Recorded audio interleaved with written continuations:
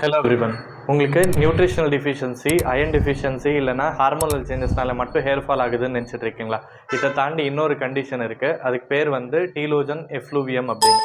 So telogen எஃப்ளூவியம்னா ஒரு serious இன்ஃபெக்ஷனோ இல்லைனா pregnancy, surgery இல்லைனா ஏதாவது ஒரு ஃபிசிக்கல் இன்ஜுரிஸ்க்கு அப்புறம் அந்த ஸ்ட்ரெஸ்ஸுனால வந்து ஹேர் ஃபால் ஆகுது அப்படின்னா அதுக்கு telogen effluvium அப்படின்னுவோம்.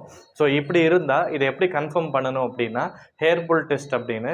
So hair full test அப்படின்னா ஒரு தலையிலேருந்து ஒரு 50லேருந்து 60 பஞ்ச் ஆஃப் முடியை வந்து எடுத்துட்டு சின்னதாக ஒரு புல் பண்ணணும். ஸோ அந்த புல் பண்ணும்போது 5 to 6 முடி ரூட்டோட பிடுங்கி வந்தது அப்படின்னா அது டீலோஜன் எஃப்ளூவியம் பாசிட்டிவ்னு அர்த்தம். ஸோ அப்போ அதுக்கு என்ன பண்ணணும் அப்படின்னா ட்ரீட்மெண்ட் எதுவுமே தேவைப்படாது. முக்கியமாக வந்து ஸ்ட்ரெஸ்ஸை நார்மல் ஆக்கிக்கணும். ஃபிசிக்கலி அண்ட் மென்டலி 2 ஸ்ட்ரெஸ்ஸையும் வந்து நார்மல் ஆக்கிட்டா அதுவே வந்து நார்மலைஸ் ஆகிடும்னு அர்த்தம். அதுக்கப்புறமும் அதிகமான ஹேர் ஃபால் இருக்குது அப்படின்னா உங்கள் டாக்டரை பார்த்துட்டு அதுக்கான ட்ரீட்மெண்ட் எடுத்துக்கோங்க. தேங்க்யூ.